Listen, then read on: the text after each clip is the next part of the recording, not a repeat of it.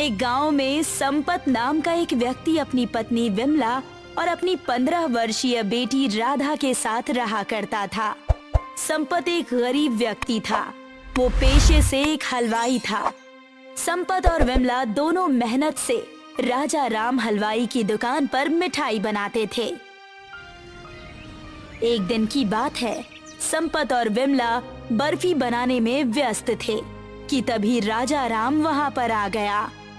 संपत, आजकल तुम्हारी मिठाई को लेकर बहुत शिकायत आ रही है। अगर ऐसा ही हाल रहा तो वो दिन दूर नहीं जब मेरे सारे ग्राहक टूट जाएंगे। ये आप कैसी बातें कर रहे हैं?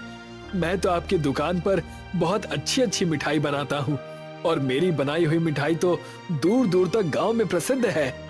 ये सही कह रहे हैं राजा राम जी।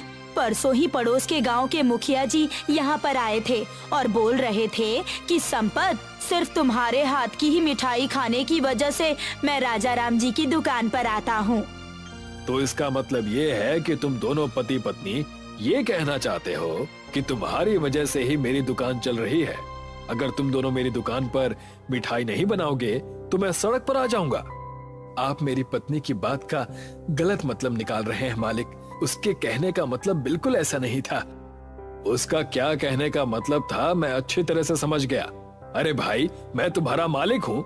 अगर मैंने मालिक होने के नाते तुम्हें कुछ बोल दिया कि मिठाई थोड़ी और अच्छी बनाओ, तो इसमें तुम्हारी पत्नी को बुरा लगे, ऐसी कौन सी बात थी? तभी वहाँ पर दुकान में ही काम करने वाला चिंटू आ गया। चिंटू कामचोर हलवाई था जो संपत और विमला से बहुत जलता था। मालिक, मैं आप तीनों की बातें बाहर सुन रहा था। आप बिल्कुल सही कह रहे हैं। इन दोनों के दिमाग में यही बात है कि ये दोनों यहाँ पर काम कर रहे हैं, इसी वजह से आपकी दुकान चल रही है।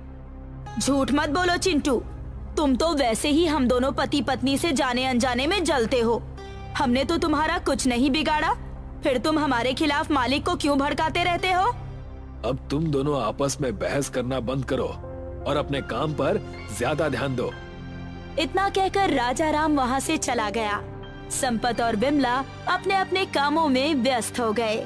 शाम के समय वो दोनों अपने घर पर चले गए, जहाँ पर उनकी बेटी राधा उनका इंतजार कर रही थी। मैं आप दोनों का कब से इंतजार कर रही थी। क्यों, क्या हुआ बेटी? हम दोनों तो रोज हमेशा इसी वक्त पर आते हैं। आज तुम हमारा इंतजार क्यों कर रही थी? अरे आज मैंने आप दोनों की मनपसंद दाल चावल बनाए हैं और मैंने अरहर की दाल में देसी घी और मिर्च का छौंका भी लगाया है। वाह बेटी वाह, ईश्वर हर किसी को तेरी जैसी बेटी दे। मुझे वैसे भी बहुत तेज भूख लगी थी और आते ही तुमने ये खुशखबरी सुनाकर मेरा तो दिल खुश कर दिया। आप दोनों बैठिए, मैं जल्दी से आपके लिए खाना लेकर आती हूँ। वो आपस में एक साथ बैठकर भोजन करने लगे। भोजन करते ही राधा अपने पिता संपत से बोली, पिताजी, आप इतनी अच्छी मिठाई बनाते हैं तो फिर आप अपनी स्वयं की दुकान क्यों नहीं खोल लेते? ये विचार तो मेरे मन में भी काफी बार आया है राधा, लेकिन तुम तो जानती हो कि हमारी आर्थिक स्थिति ऐसी नहीं है कि हम अपनी स्वयं की दुकान बाजार में खोल सके। तुम्हारे पिताजी बिल्कुल सही कह रहे हैं राधा, और अगर हमने कहीं से उधार लेकर दुकान खोला भी तो राजा राम हमारी दुकान बिल्कुल नहीं चलने देगा।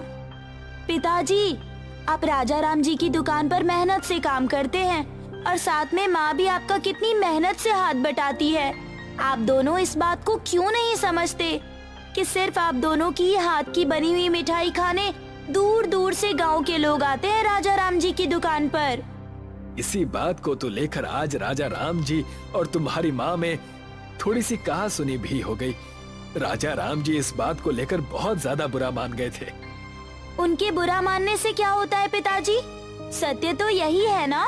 मैं चाहती हूँ कि आप अपनी स्वयं की दुकान खोले ताकि मैं भी दुकान पर बैठकर आपके हाथ की बनी हुई मिठाई और हलवा बेच सकूं।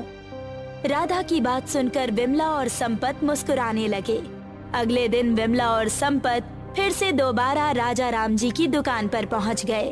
उनके आते ही राजा राम उन दोनों से बोला, मैं तुम दोनों का ही बहुत बेसब्री से इंतजार कर रहा था। आज पड़ोस के गांव के मुखिया जी के घर से हलवा बनाने का बहुत सारा ऑर्डर आया है। तुम दोनों को आज दिन भर मेहनत से काम करना होगा। मालिक, मैं तो हलवा बनाने में माहिर हूँ और मेरी पत्नी भी हलवा बहुत अच्छा बनाती है। देखना मालिक, हम दोनों पति पत्नी मिलकर इतना अच्छा हलवा बनाएंगे ना कि पड़ोस के गांव के लोग उंगलियां चाटते हुए अपनी उंगलियां ही खा जाएंगे। हाँ हाँ जानता हूँ, अब बस भी करो। हमेशा तुम दोनों बस अपनी ही तारीफ करते रहते हो। अब जाओ यहाँ से और काम पर लग जाओ। राजा राम की बात सुनकर वो दोनों पति पत्नी मुंह लटकाकर काम पर लग गए। संपत और विमला ने शाम तक बहुत अच्छा हलवा बनाकर तैयार कर दिया, मगर वो नहीं जानते थे कि चिंटू उन पर चुपके से नजर रखा हुआ था। चिंटू उस हलवे को देखकर दूर से अपने आप से बोला, ये दोनों हमेशा अपनी ही तारीफ करते रहते हैं। आज तो मैं इन दोनों को धक्के देकर यहाँ से निकलवा कर ही रहूंगा। मैं भी देखता हूँ कि नमक वाला हलवा पड़ोस के गांव में कैसे बिकता है। चिंटू ने नजर बचाकर उस हलवे में बहुत सारा नमक मिला दिया। शाम के समय पड़ोस के गांव का मुखिया दुकान पर आया।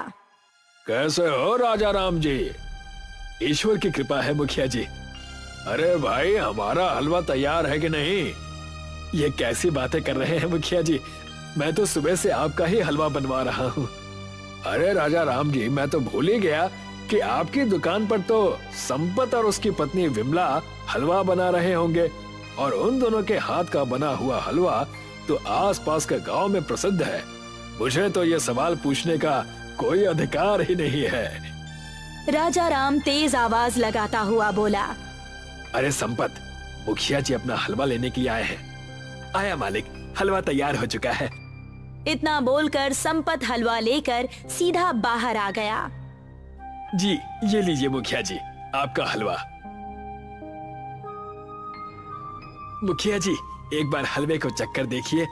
मुखिया जी, आपको मजा आ जाएगा। जी, अरे भाई, मुझे तुम्हारे हुनर पर कोई शक नहीं है। हाँ, मुझे डर इस बात का है कि तुम्हारा बनाया हुआ हलवा जैसे ही मेरे घर में जाएगा तो घर में एक तरह से लूट मच जाएगी, क्योंकि तुम हलवा बनाते ही इतना अच्छा हो। इतना कहकर मुखिया हलवा लेकर वहाँ से चला गया। संपत और विमला अपने घर चले गए। अगले दिन जब वो दोनों दुकान पर आए तो दुकान पर अच्छी खासी भीड़ इकट्ठा थी। मुखिया जी राजा राम को क्रोध भरी नजरों से देख रहे थे। क्या हुआ मुखिया जी, क्या कोई बात हो गई है? आप मालिक को इतनी क्रोधित भरी नजरों से क्यों देख रहे हैं? मैंने कल शहर से अपने कुछ खास मेहमान बुलवाए थे और उनके कहे अनुसार ही यहाँ से हलवा लेकर गया था, मगर उस हलवे में सिवाय नमक के अलावा कुछ भी नहीं था। ये सब मुझे बदनाम करने के लिए किया गया है। ये कैसी बातें कर रहे हैं आप? मैं और मेरी पत्नी ने तो बहुत अच्छा हलवा बनाया था, उसमें नमक कैसे आ सकता है? तभी वहाँ पर चिंटू आ गया और राजा राम से बोला, मालिक, कल मैंने इन दोनों को हलवे में नमक मिलाते हुए अपनी आंखों से देखा था। इन दोनों ने ये सब कुछ आपसे बदला लेने के लिए किया है। तुम्हारी बात में दम है चिंटू, अब सच्चाई मेरी आंखों के सामने आ चुकी है। इतना बोलकर राजा राम क्रोध भरी नजरों से संपत और विमला की ओर देखकर बोला, तुम दोनों को अब यहाँ काम पर आने की कोई जरूरत नहीं है। जाओ यहाँ से, चले जाओ। मुझे तुम दोनों से ऐसी उम्मीद नहीं थी संपत और विमला। तुमने मेहमानों के सामने मेरी नाक कटा दी। मेरी आंखों के सामने से दूर हो जाओ। संपत और विमला मुंह लटकाकर वहाँ से वापस आ गए। इसके बाद संपत और विमला को किसी भी हलवाई की दुकान पर काम नहीं मिला। वो दोनों जहाँ भी जाते अपमानित करके बाहर निकाल दिए जाते। कुछ ही दिनों में उनके परिवार की हालत बहुत दयनीय हो गई। उनकी आर्थिक स्थिति बहुत ही खराब हो चुकी थी। संपत एक दिन अपने घर पर लेटा हुआ था कि तभी उसके घर का दरवाजा कोई खटखटाने लगा। संपत ने देखा कि एक दुबला पतला अजीब सा दिखने वाला व्यक्ति दरवाजे पर खड़ा हुआ था। कौन हो तुम? मैं कई दिनों का भूखा हूँ, क्या तुम मुझे कुछ खाने को दे सकते हो? तुम्हारा और मेरा हाल एक जैसा ही है। इस वक्त मेरे घर पर कुछ भी नहीं है जो मैं तुम्हें खाने के लिए दे सकूं। मैंने सुना है कि तुम हलवा बहुत अच्छा बनाते हो। बनाता हूँ नहीं, बल्कि बनाता था। अब मैंने हलवा बनाना छोड़ दिया है। तभी उस व्यक्ति ने एक मटकी संपत को पकड़ा दी। ये क्या है? इसमें खोया है। चीनी और दूध तो तुम्हारे घर पर जरूर होगा, तो तुम मेरे लिए हलवा ही क्यों नहीं बना देते? मैं कई दिनों का भूखा हूँ। संपत किसी गहरी सोच में डूब गया कि तभी उसकी पत्नी विमला संपत से बोली, अजी क्या जाता है, थोड़ी बहुत चीनी और दूध पड़ा है, वो भी कल तक खत्म हो जाएगा। इस बेचारे के पेट का ही कुछ भला हो जाएगा। लेकिन हमारे पास तो अब चूल्हा जलाने के लिए लकड़ियाँ भी नहीं बची हैं। बाहर कुछ लकड़ियाँ पड़ी हुई हैं, हम इसका हलवा बाहर ही बना देंगे। संपत बाहर लकड़ियों पर दूध गर्म करने लगा, मगर जैसे ही उसने उस व्यक्ति के लाए हुए खोए का एक अंश दूध में डाला, अचानक एक तेज धमाका हुआ। देखते ही देखते वो दूध एक बहुत बड़ी हवेली में परिवर्तित हो गया। संपत उस व्यक्ति की ओर देखकर बोला, ये क्या है? संपत ने इतना कहा ही था कि तभी उस व्यक्ति का रूप एक सुंदर हलवे पुरुष में परिवर्तित हो गया। मैं हलवाई राज्य का राजकुमार हूँ। तुम्हारा हलवा हमारे हलवाई राज्य में बहुत ज्यादा पसंद किया जाता है। इस तरह के राज्य का नाम तो मैंने कभी नहीं सुना। ये एक जादुई राज्य है और मेरी तरफ से दिया हुआ ये खोआ तुम्हारा इनाम है। तुम इस खोए का जरा सा भी अंश अपने बनाए हुए हलवे में डालोगे तो वो एक बहुत बड़ी हवेली में परिवर्तित हो जाएगा। एक ऐसी हवेली जिसमें इंसान रह भी सकेगा और वहाँ पर हलवे का आनंद भी उठा सकेगा। इतना कहकर वो व्यक्ति वहाँ से गायब हो गया।